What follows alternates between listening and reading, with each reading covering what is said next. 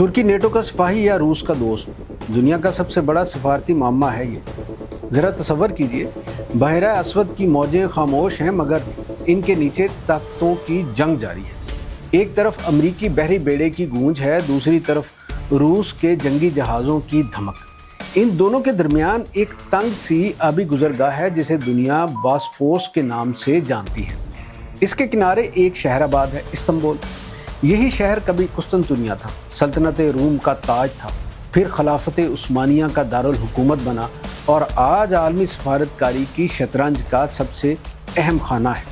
अब ज़रा इस मंजर में एक सवाल शामिल कीजिए। एक ऐसा मुल्क जो नेटो का रुकन भी हुआ और अमेरिकी जदीद हथियार भी इस्तेमाल करता हो, यूरोप के साथ अरबों डॉलर की तिजारत भी करता हो, लेकिन वही मुल्क रूस से गैस भी ख़रीदता हो, रूस से एटमी बिजली घर भी बनवाता हो, रूसी दिफाई निज़ाम यानी S-400 भी ख़रीद लेता हो, और जब मगरिब रूस पर पाबंदियाँ लगाए तो वो इन पाबंदियों में मुकम्मल शरीक भी ना हो।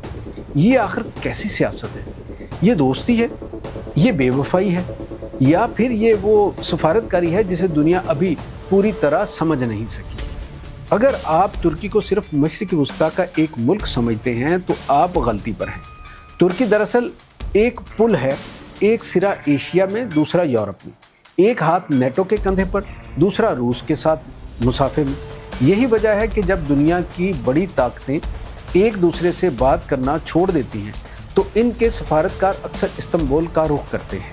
लेकिन असल सवाल ये नहीं कि तुर्की रूस के करीब क्यों है, असल सवाल ये है कि तुर्की को इसकी ज़रूरत क्यों है। यहीं से कहानी शुरू होती है। तुर्की की तारीख़ सिर्फ सरहदों की तारीख़ नहीं बल्कि सल्तनतों की याददाश्त है। उस्मानी सल्तनत के ज़वाल के बाद जब जदीद तुर्की वजूद में आया तो इसके बानी मुस्तफ़ा कमाल अतातुर्क ने मुल्क को मगरिब की तरफ मोड़ दिया। फिर सर्द जंग आई, सोवियत यूनियन सामने था, चुनाचे 1952 में तुर्की नेटो में शामिल हो गया। इस वक्त ये फैसला ज़िंदगी और मौत का सवाल था, क्योंकि रूसी ताकत तुर्की की दहलीज तक पहुंच चुकी थी। लेकिन तारीख कभी एक जैसी नहीं रहती। सोवियत यूनियन टूट गया, सर्द जंग ख़त्म हो गई और दुनिया बदल गई। अब ख़तरा सिर्फ टैंकों से नहीं आता बल्कि गैस पाइपलाइनों, तिजारत, मसनूई जहानत, बंदरगाहों, समुद्री रास्तों और मालियाती निज़ाम से भी आता है। ये वो लम्हा था जब तुर्की ने महसूस किया कि सिर्फ एक ताकत पर इन्हिसार करना मुस्तकबिल की सियासत नहीं। रजब तैयब एर्दोआन ने इसी सोच को अमली जामा पहनाया। उन्होंने मगरिब से कहा हम इत्तेहादी हैं, ताबे नहीं। रूस से कहा हम शराकतदार हैं, ग़ुलाम नहीं। और यही वो जुमला है जिसने तुर्की को आलमी सियासत का मुनफरिद किरदार बना दिया। रूस और तुर्की सदियों तक दुश्मन रहे मगर आज रूस तुर्की को नज़रअंदाज नहीं कर सकता। वजह सिर्फ सियासत नहीं, मईशत भी है। रूसी गैस तुर्की के घरों और सनतों को चलाती है। तुर्क स्ट्रीम पाइपलाइन दोनों ममालिक को जोड़ती है। रूसी कंपनी रोसाटोम तुर्की का पहला एटमी बिजली घर तामीर कर रही है।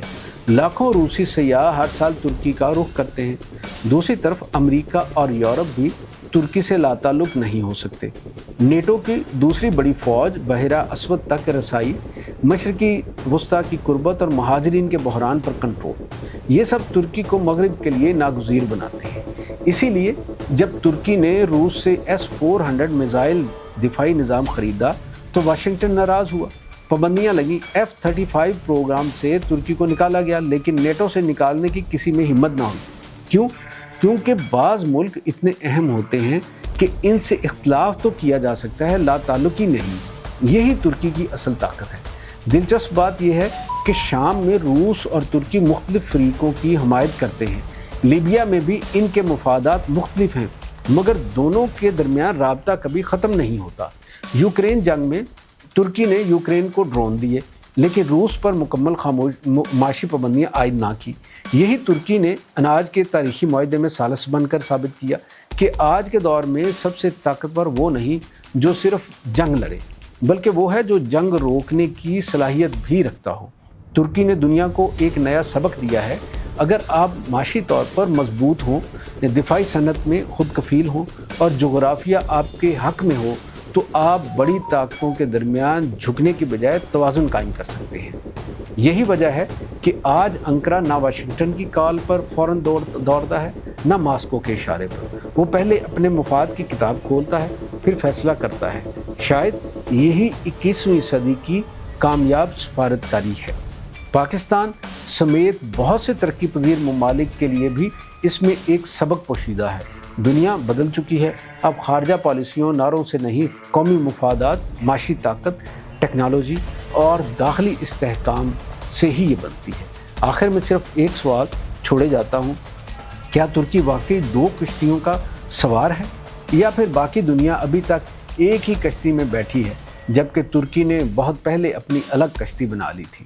شاید آنے والے برسوں میں اسی سوال کا جواب عالمی سیاست کی نئی سمت کا تعین کرے گا۔